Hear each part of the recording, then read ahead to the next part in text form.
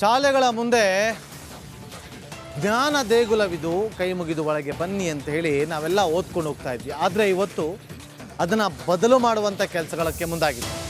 ಯಾವಾಗ ಈ ಸುದ್ದಿ ಬಿತ್ತರವಾಗುತ್ತೋ ಅದನ್ನು ಚೇಂಜ್ ಮಾಡಿದ್ದಾರೆ. ಈ ವಿಚಾರ ಈಗ ವಿಧಾನಸಭೆಯಲ್ಲೂ ಕೂಡ ಜೋರಾಗಿದೆ ಬಡಿದಾಟ. ವಸತಿ ಶಾಲೆಗಳಲ್ಲಿ ಘೋಷವಾಕ್ಯ ಬದಲಾವಣೆ ಸಮರ, ಸರ್ಕಾರದ ನಿರ್ಧಾರಕ್ಕೆ ಬಿಜೆಪಿ ಸದಸ್ಯರು ನಿಗಿ ಕೆಂಡಾಕಾರಿದ್ದಾರೆ. ಸದನದಲ್ಲಿ ವಿಚಾರವನ್ನ ಪ್ರಸ್ತಾಪ ಮಾಡಿದ್ದಾರೆ ಬಿಜೆಪಿ ರಾಜ್ಯಾಧ್ಯಕ್ಷ ವಿಜೇಂದ್ರ ಅವರು. ಸರ್ಕಾರದ ಹಿಂದೂ ವಿರೋಧಿ ಮನಸ್ಥಿತಿ ಇದು ಅಂತೇಳಿ ಗಂಭೀರವಾದಂಥ ಆರೋಪವನ್ನ ಮಾಡಿದ್ದಾರೆ. ಘೋಷವಾಕ್ಯ ಬದಲಾವಣೆಗೆ ಪ್ರಿಯಾಂಕ್ ಖರ್ಗೆ ಅವರು ಸಮರ್ಥಿಸಿಕೊಂಡಿದ್ದಾರೆ. ಸಾಮಾಜಿಕ ಸ್ಥಿತಿಗೆ ತಕ್ಕಂತೆ ಬದಲಾವಣೆ ಆಗಬೇಕು ಅಂತ ಅವರು ಹೇಳಿದ್ದಾರೆ. ಸರ್ವ ಜನಾಂಗದ ಶಾಂತಿಯ ತೋಟ ಅಂತ ಹೇಳಿ ಡಿ.ಕೆ. ಶಿವಕುಮಾರ್ ಅವರು ಪುನರುಚ್ಚರಿಸಿದ್ದಾರೆ. ಕೇಳಿ. ವಸತಿ ಶಾಲೆಗಳ ಪ್ರವೇಶ ದ್ವಾರದ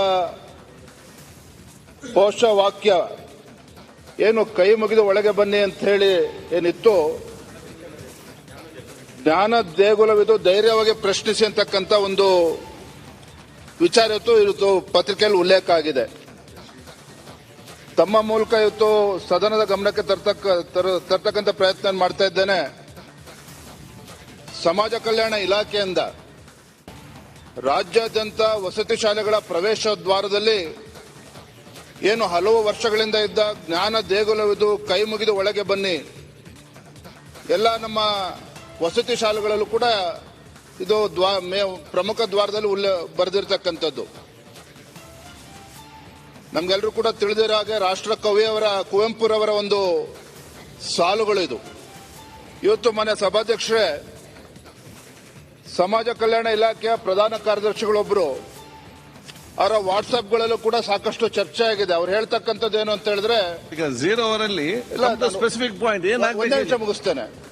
ಜ್ಞಾನ ದೇಗುಲವಿದು ಧೈರ್ಯವಾಗಿ ಪ್ರಶ್ನಿಸಿ ಅಂತೇಳಿ ಮಾನ್ಯ ಪ್ರಧಾನ ಕಾರ್ಯದರ್ಶಿಗಳೇ ಇವತ್ತು ಅವರ ವಾಟ್ಸ್ಆಪ್ ಅಲ್ಲಿ ಹರಿದಾಡಿರ್ತಕ್ಕಂಥ ನನ್ನ ಪ್ರಮುಖವಾಗಿರ್ತಕ್ಕಂಥ ಪ್ರಶ್ನೆ ಏನು ಅಂತ ಹೇಳಿದ್ರೆ, ಒಬ್ಬ ಸರ್ಕಾರದಲ್ಲಿರ್ತಕ್ಕಂಥ ಪ್ರಮುಖ ಸ್ಥಾನದಲ್ಲಿರ್ತಕ್ಕಂಥ ಪ್ರಧಾನ ಕಾರ್ಯದರ್ಶಿಗಳು ಇವತ್ತು ಒಂದು ರೀತಿ ಕುವೆಂಪು ಅವರಿಗೆ ಅವಮಾನವನ್ನ ಮಾಡ್ತಕ್ಕಂಥ ರೀತಿಯಲ್ಲಿ ಇವತ್ತು ಉಲ್ಲೇಖವನ್ನ ಮಾಡಿರ್ತಕ್ಕಂಥದ್ದು ವಾಟ್ಸ್ಆಪ್ ಅಲ್ಲಿ ಹರಿದಾಡ್ತಾ ಇದೆ.